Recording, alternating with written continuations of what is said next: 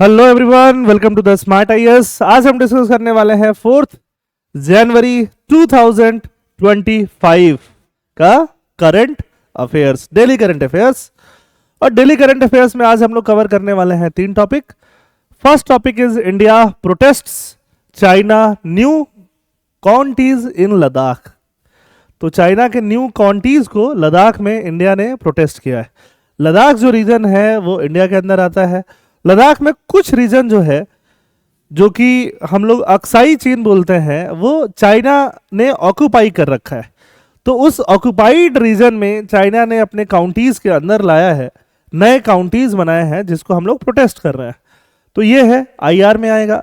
India cross border insolvency. Cross border मतलब एक country से दूसरे कंट्री, जब कोई ऐसा मल्टीनेशनल कंपनी यहाँ इन्वॉल्व है इंडिया में जो कि अपने ऑपरेशंस क्लोज कर रहा है, बंद कर रहा है, इंसॉल्वेंट हो रहा है, तो उससे रिलेटेड क्या लॉज हैं इंडिया में और क्या रिफॉर्म होने चाहिए। तो इकोनॉमी के अंदर भी आएगा, आईआर के अंदर भी आएगा। Third, China's mega hydro power project on the Yarlung Tsangpo. ये बहुत दिन से न्यूज में चल रहा है, और अगर आपने मुझसे कभी इंटरनेशनल रिलेशन पढ़ा होगा, इंडिया चाइना पढ़ा होगा, तो मैंने हमेशा इस पे पढ़ाया है। ठीक है, तो इसको लेके आपको ऑब्वियसली टेंशन नहीं हो रहा होगा, बट तीनों टॉपिक में डिटेल में कवर कर देता हूं। India protest China's new counties in Ladakh. Ladakh में जो एरिया चाइना ने ऑक्यूपाई कर रखा है, वहां पे नए काउंटीज को डिक्लेयर किया है चाइना ने। देखो, India launched a protest, solemn protest with China over the formation of He'an county and Hekang county. नाम याद होना चाहिए, नाम प्रीलिम्स के लिए इंपॉर्टेंट है, इसलिए याद होना चाहिए। In the Hotan prefecture of Xinjiang Uyghur autonomous region. तो नाम पता होना चाहिए, किस रीजन में पड़ता है वो भी पता होना चाहिए। ये प्रीलिम्स के लिए इंपॉर्टेंट है। मेंस में भी आपको लिखना पड़ता है, तो लिखना पड़ता है तो वहां भी आपको याद रहना चाहिए। तो आप बोलोगे सर मेंस तो अभी बहुत दूर है, अभी कुछ महीने पहले ही मेंस गया है, तो प्रीलिम्स के लिए भी नाम आपको याद होना चाहिए। New counties incorporate part of Aksai Chin which India claims as part of its Ladakh territory. तो मिनिस्ट्री ऑफ एक्सटर्नल अफेयर्स क्या बोलता है कि चाइना ने लद्दाख को या पार्ट ऑफ लद्दाख को, अक्साई चीन को इलीगली ऑक्यूपाई करके रखा है। तो वहां नए काउंटी बनाना एक तरह से इंडिया का सॉवरेनिटी के अगेंस्ट में ये चीज जाती है। ठीक है, ये है life without vision courage and depth is simply a blind experience. देखो यहाँ कोट भी लिखा हुआ है, कई बार यूपीएससी ऐसे कोट पे ऐसे भी पूछ लेती है। तो डिप्लोमेटिक प्रोटेस्ट होता है। प्रोटेस्ट ऐसा नहीं कि पूरी कंट्री वाले बैठ गए, डिप्लोमेसी में अलग अलग टूल्स होता है। सोलेम प्रोटेस्ट जिसको हम लोग बोल सकते हैं। India conveyed it's concern through diplomatic channels. हमारे जो एम्बेसडर हैं, कई बार रिटर्न प्रोटेस्ट होता है, कई बार अनरिटर्न प्रोटेस्ट भी होता है। तो अनाउंसमेंट ऑफ न्यू काउंटीज कब रिपोर्ट किया गया? चाइनाज हिनुआ news agency on December 27। The formation appears to reinforce Beijing's administrative control over the disputed region. Beijing का री-इन्फोर्सिंग वहां पे चल रहा है। तो ये गालवान क्लैश जो है, इंडिया चाइना जो लद्दाख रीजन है, वहां पे जो गालवान रीजन है, वहां पे 2020 से ही, कोविड के टाइम से ही क्लैशेज चल रहा है, 5 साल होने को है। और हमारे जो सिक्योरिटी एडवाइजर हैं, national security advisor Ajit Doval, वो इस चीज को एक तरह से मैनेज कर रहे हैं, लीड कर रहे हैं वहां के फॉरेन मिनिस्टर वांग यी के साथ, कि कैसे इंडिया और चाइना में वापस से चीजें पुराने जैसी हो सके। ठीक है, इंडिया का एक कंसर्न चाइना के मेगा डैम प्रोजेक्ट पे ही है, जिसको हम आगे अभी कवर करने ही वाले हैं। ठीक है, ये मेगा डैम प्रोजेक्ट चाइना में बनने वाला है, जो ब्रह्मपुत्रा रिवर पे बनने वाला है। यही ब्रह्मपुत्रा रिवर जो आपके गुवाहाटी के बगल से निकल रहा होता है, इसको हम डिटेल में दूसरे टॉपिक में कवर करने वाले हैं। Dam with an estimated cost of $137 billion will Sarpass the scale of the current 3 gorge dam. 3 current dam के स्केल को सरपास करेगा। डैम बनाने में चाइना लैक ऑफ ट्रांसपेरेंसी दिखा रहा है, ये हम अच्छे से डिटेल में कवर करने वाला है। India's position as a lower riparian state क्या होना चाहिए, क्या प्रोटेक्टिव मेजर होना चाहिए, that will cover separately in a different topic, जो थर्ड टॉपिक हमारा है आज का। Second, India cross border insolvency and legal reform. India cross border मतलब इंडिया में कोई एक कंपनी है ना, और उसमें इन्वेस्टमेंट है किसी नॉन इंडियन का, जो कि इंडियन सिटीजन नहीं है। तो फिर क्या होगा? अगर वो कंपनी डूब रही है, अगर वो कंपनी इंसॉल्वेंट हो रही है, मतलब अपने ऑपरेशंस क्लोज कर रही है, उसके पास पैसा नहीं है, तो अपना जो भी एसेट है वो हो सकता है सेल करे, और सेल करके जो भी उसके इन्वेस्टर्स होंगे उनको पैसे चुकाएगी, जो भी कंट्रीज के लॉज होंगे उसके हिसाब से लॉज को फुलफिल करेगी, और लॉज को फुलफिल करके वहां जो टैक्सेस होंगे वो टैक्सेस देगी और वापस जाएगी। तो इसको हम लोग क्या बोल सकते हैं, क्रॉस बॉर्डर इंसॉल्वेंसी बोल सकते हैं, और इसमें लीगल में रिफॉर्म की जरूरत है, यही ये आर्टिकल आपको बताता है। Need the rise in international trade had intensified cross border insolvency challenges, trade बहुत बढ़ गया है, necessitating an effective regulatory framework. तो हमारा फ्रेमवर्क जो है, हमारे पास फ्रेमवर्क है और बहुत पहले से है, कॉलोनियल टाइम से है, 1848 से है, बट बाद में हमने आज़ादी के बाद भी इसको अमेंडमेंट किया हुआ है। कॉलोनियल टाइम से हम ऐसा एक्ट चला के रखे हुए हैं, ब्रिटिश इंडिया के टाइम से, बाद में 1909 में एक्ट आया, 1920 में आया, है ना। ये ऑब्वियसली रटने की जरूरत नहीं है, 20 वाले तो बिल्कुल नहीं। The Indian insolvency act of 1848 was the first insolvency law in British India. History के पर्सपेक्टिव से फिर भी आप इसको देख सकते हो। Post independence economic liberalisation insolvency law remained outdated despite recommendation from modernisation. जब एलपीजी रिफॉर्म हमने किया तब भी हम बहुत ज्यादा इसमें रिवाइव नहीं कर पाए, बहुत ज्यादा मॉडर्नाइज नहीं कर पाए। लॉ कमीशन ने भी रिकमेंडेशन दिया था कि हमारा जो क्रॉस बॉर्डर एक कंट्री से दूसरे कंट्री वाला जो इंसॉल्वेंसी लॉ है उसको हमें क्या करना पड़ेगा, चेंज करना चाहिए, मॉडर्नाइज करना चाहिए, रिफॉर्म करना चाहिए। तो मॉडर्न इफेक्ट क्या लिए गए, इराडी कमेटी बना इकोनॉमिक्स के रिलेटेड, वही मित्रा कमेटी बना, ईरानी कमेटी बना। तो सारे कमेटी ने क्या बोला, advocated for adopting the UNCITRAL model law on cross border insolvency. United Nation तो आपको पता ही है, यूनाइटेड नेशन के बहुत सारे एजेंसीज हैं और यूनाइटेड नेशन पूरे वर्ल्ड में अलग अलग तरह से कोऑपरेशन में काम करता है। तो यूनाइटेड नेशन का एक इंसॉल्वेंसी मॉडल ऑलरेडी है जिसको क्या बोलते हैं, यूएन सी ट्राल बोलते हैं, यूएन सी ट्राल। तो यूएन सी ट्राल का मॉडल है 1997 का कि अगर दो कंट्रीज के बीच में ऐसा क्रॉस बॉर्डर इंसॉल्वेंसी का मैटर आ रहा है तो इस लॉ से वो दोनों कंट्री अडॉप्ट कर सकती हैं और इस लॉ से उस इंसॉल्वेंसी के डिस्प्यूट को ठीक कर सकते हैं। बाद में हम लोगों ने 2015 में इंसॉल्वेंसी एंड बैंक्रप्सी कोड बनाया खासकर इंडिया के अंदर के लिए, और उसमें हमने सेक्शंस डाले। सेक्शंस ऑब्वियसली याद रखने की जरूरत नहीं है। Section 234 enables reciprocal agreement with foreign countries for insolvency resolution. Foreign countries reciprocal agreements करें, जैसा कि हम कर रहे हैं उनके साथ, वो करें हमारे साथ। Section 235 allows Indian authority to seek assistance from foreign courts. Indian authority foreign court से भी असिस्टेंस ले सकते हैं।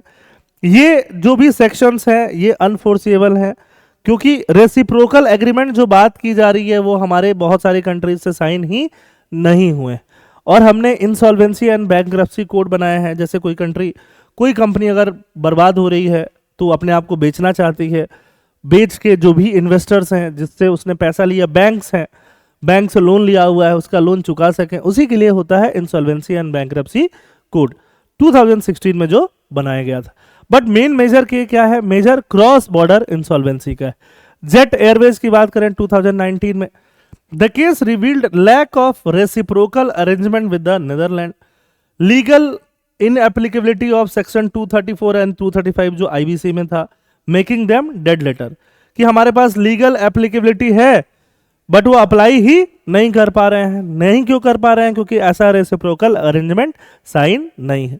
गवर्नमेंट ने एफर्ट किया, इंसॉल्वेंसी लॉ कमेटी बनाया, है ना, उसने भी यही बोला है कि अनसीट्राल का जो मॉडल है उसी को अडॉप्ट कर लिया जाए।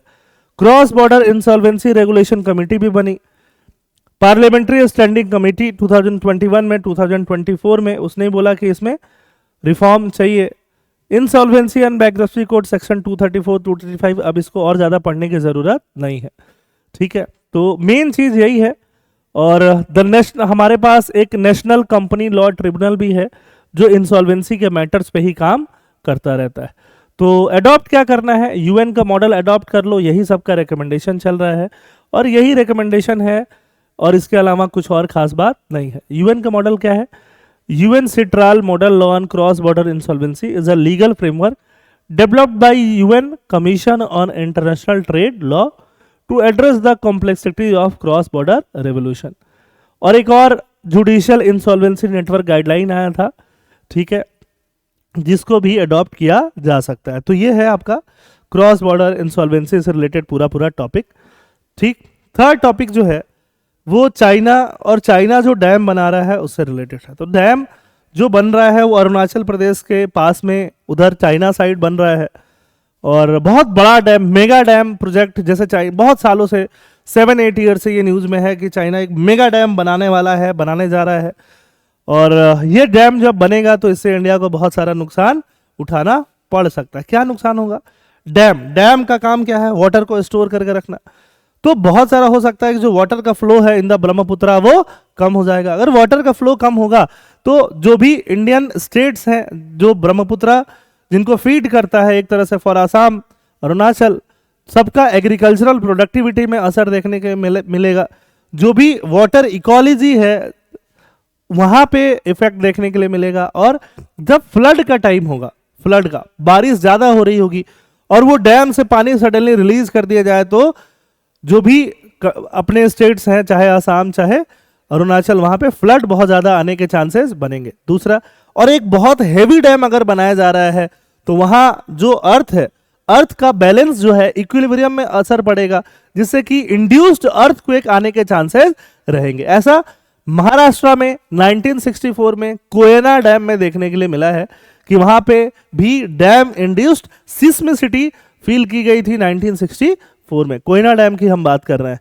तो ये सारी चीजें यहाँ पे हो सकती हैं। और कभी इंडिया और चाइना का वॉर हुआ तो चाइना इस डैम को एज अ वाटर बॉम्ब की तरह भी यूज कर सकता है कि बॉम्ब वाटर डैम को उड़ा दिया, है ना, डैम को ही फोड़ दिया, उड़ा दिया, तो पूरा रीजन जो है, इंडियन रीजन जो नीचे पड़ेगा वो क्या हो गया? सबमर्ज। ऊपर है चाइना, नीचे है इंडिया, फिर और नीचे है बांग्लादेश। तो China is like upper riparian state, India and Bangladesh are lower riparian state, जहां ऊपर से ले रिवर नीचे की तरफ जा रही होती है। ठीक है, तो यहाँ पे करना क्या चाहिए? यहाँ पे करना ये चाहिए, चाइना को और ज्यादा ट्रांसपेरेंसी से काम करना चाहिए। चाइना ये बोल रहा है कि नहीं नहीं, बहुत ज्यादा इंपैक्ट इंडिया और बांग्लादेश पे आने वाला नहीं है, बट इंडिया को ओपनली खुल के रिफ्यूट करना चाहिए वर्ल्ड के सामने कि नहीं, इससे हमारे में बहुत ज्यादा इंपैक्ट पड़ने वाला है। और चाइना का डैम बना भी रहा है तो ट्रांसपेरेंसी के साथ इंडिया और बांग्लादेश को के साथ चाइना को बैठना चाहिए और सारे डिटेल्स शेयर करना चाहिए कि क्या क्या इंपैक्ट आ सकता है। नाम जानते ही हो आप, यारलैंग सेंगपो, ठीक है, जिसको हम लोग क्या बोलते हैं? ब्रह्मपुत्रा। उसको सियांग के नाम से भी जाना जाता है, जहां पे ऐसे करके ऐसे बेंड आता है, वहां पे ये बनाने की बात चल रही है।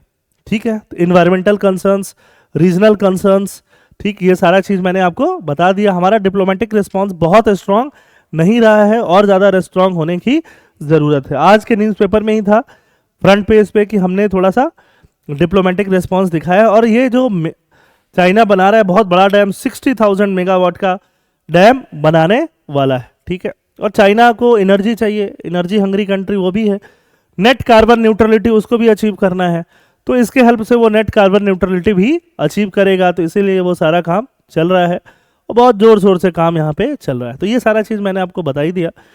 पहले भी एक बार सतलज रिवर से रिलेटेड एक लेक है, परेचू लेक है ना, उसके वजह से भी इंडिया में फ्लड वगैरह आया था जब ऐसा काम हो रहा था, डैम वैम से रिलेटेड काम हो रहा था।